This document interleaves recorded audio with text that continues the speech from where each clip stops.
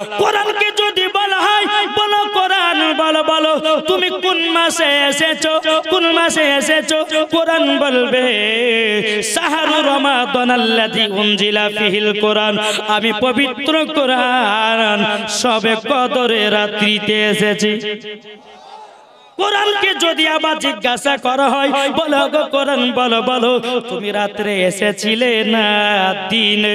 আল্লাহর কোরআন বলবে ইন্না আনজালনাহু ফি লাইলাতিল কদর, আমি রাত্রে বেলাতে এসেছি। আমাদের কোরআন বাবা তাহাকে আপনি প্রশ্ন করবেন আমাদের কোরআন সব বাবাজি জবাব দিয়ে দেবে। এটাই হলো বাবাজি আমার নবীর প্রতি এ কোরআন খানা বাবা নাজিল হয়েছে। এ বাবা তাওরাত জবুর ইনজিল এই তিনখানা কিতাব, এই তিনটা কিতাব বাবাজি পবিত্র রমজান মাসে বাবাজি নাজিল হয়েছে। বাবাজি 6 রমজানে তাওরাত নাজিল হয়েছে বাবাজি।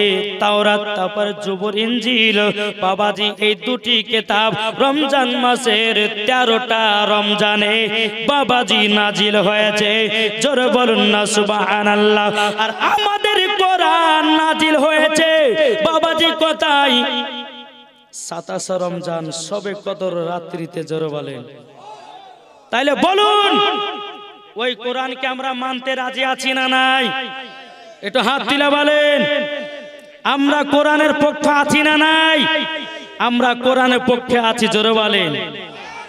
তাই আমি মা বোনদেরকে বলে ও মা কালা বাড়িতে কোরআন তুলে রাখবেন না মা।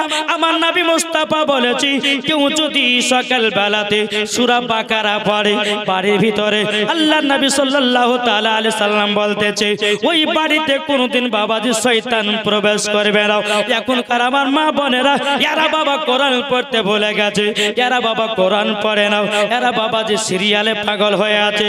এদিকে আমার মা বোনেরা ভালো সকাল হলে বাবা পবিত্র কোরআন পড়ে। কিন্তু আমাদের ভগবানের গলার কথা বলি মা বোনেরা সকাল হলে সিরিয়াল দেখে, এদিকের মায়েরা কোরআন পড়ে, তাই না?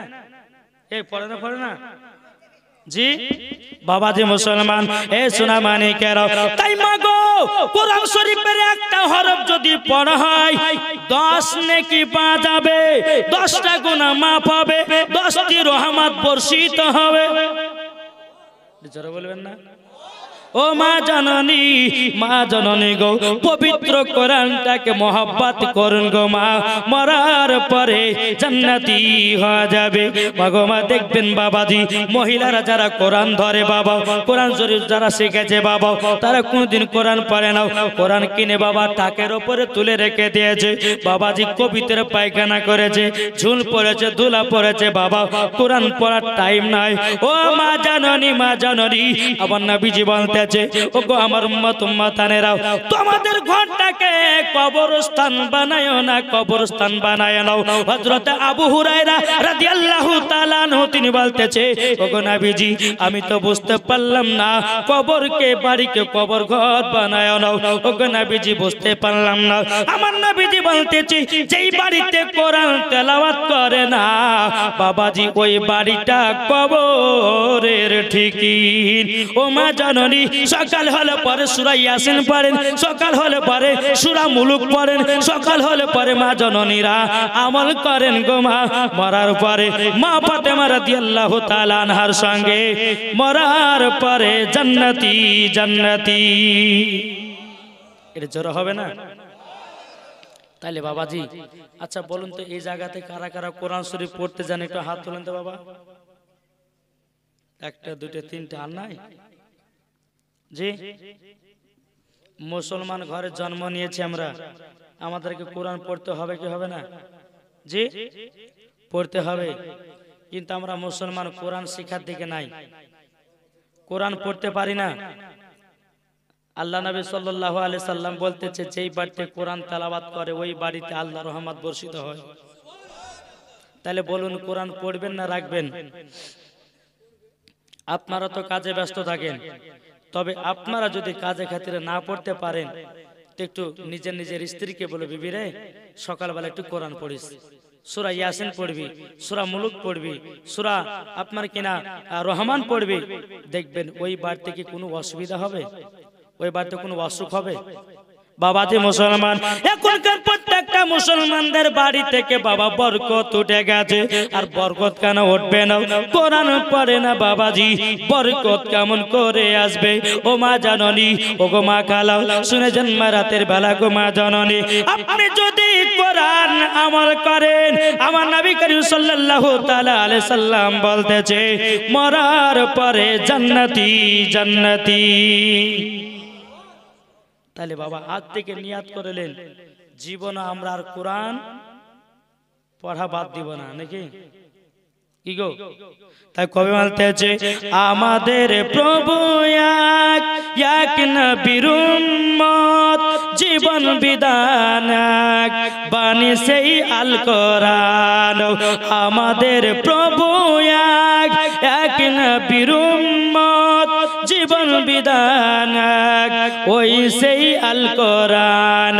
তবে কেন এক নও হে মুসলমান, এক হও করিয়াবান।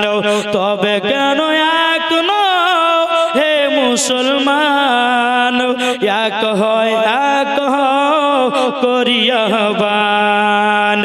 বাইতুল্লাহ এক, মদিনা শরীফ এক, উহুদ পাহাড় এক, একটা তো জীবন একটা তো মরণ। ইগো জোর হবে না বাবাজি? সোনামানিক আসুন, আমার বলার উদ্দেশ্য হলো আজকে দেখেন কত বেদিন কাফেরেরা কোরআনটাকে নিয়ে বাবাজি ছিনিমিনি খেলতেছে, কোরআনটাকে নিয়ে পায় খেলতেছে। কিন্তু বাবাজি একটা কথা বলবো, যে বেধর্মী মানুষেরা কোরআনকে ধরিয়ে দিচ্ছে, যে বেধর্মী মানুষেরা কোরআনের উপর অত্যাচার করছে, এ বোকার বাটা বোকা শোনো, তুমি হাজার হাজার কোরআনকে পুড়িয়ে দাও, কিন্তু কোরআন শেষ হবে? যেমন হাজার হাজার কোরআন পুড়িয়ে দিবে, হাজার হাজার হাফেজ তৈরি হয়ে গেছে, তাই না? আর তোমাদের যদি বাইবেল কেউ পড়িয়ে দেয়, গীতা যদি পড়িয়ে দেয়, তোমাদেরকে তোমাদের রামায়ণ যদি পড়িয়ে দেয়, একটাও হাফেজ নাই। তাই বলে বাবাজি আমরা বাবাজি বেধর্মীকে আমরা কষ্ট দিতে যাব না, আমরা কাউরে কিতাব পড়ানো বালা নাই। আমার নবী মুস্তাফা এরকম শিক্ষা দেয়নি। এ বাবাজি মুসলমান, ইসলাম ধর্ম হলো শান্তি, আমরা কাউকে দুঃখ কষ্ট দেব না, এটার নাম হলো বাবা ইসলাম ধর্ম। জোর বলুন না সুবহানাল্লাহ। আল্লাহুম্মা সাল্লি আলা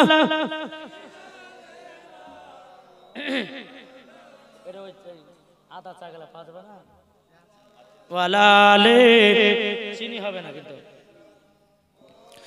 মাওলানা মুহাম্মদ সাল্লাল্লাহু তাআলা আলাইহি সাল্লাম।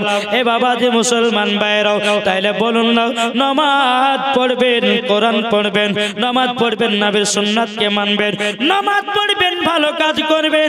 আল্লাহ পাক আল্লাহ তাআলা বলতেছে মরার পরে সেই ব্যক্তি হয়ে যাবে জান্নাতি। জোরে বলুন না সুবহানাল্লাহ। তাই বাবাজি কবে বলতেছে বাবাজি মুসলমান, এই নবীকে চিনেছে বাবাজি বাগে, এই নবীকে চিনেছে বাবা হরিণে, এই নবীকে চিনেছে বাবা শুকনো কাটে, এই নবীকে চিনেছে বাবা পাথরে, এই নবীকে চিনেছে বাবা জীব জানোয়ারে। কিন্তু বাবারে আমরা মানুষের শ্রেষ্ঠ জীব হয়া এখনো নবী চিনতে পারলাম না।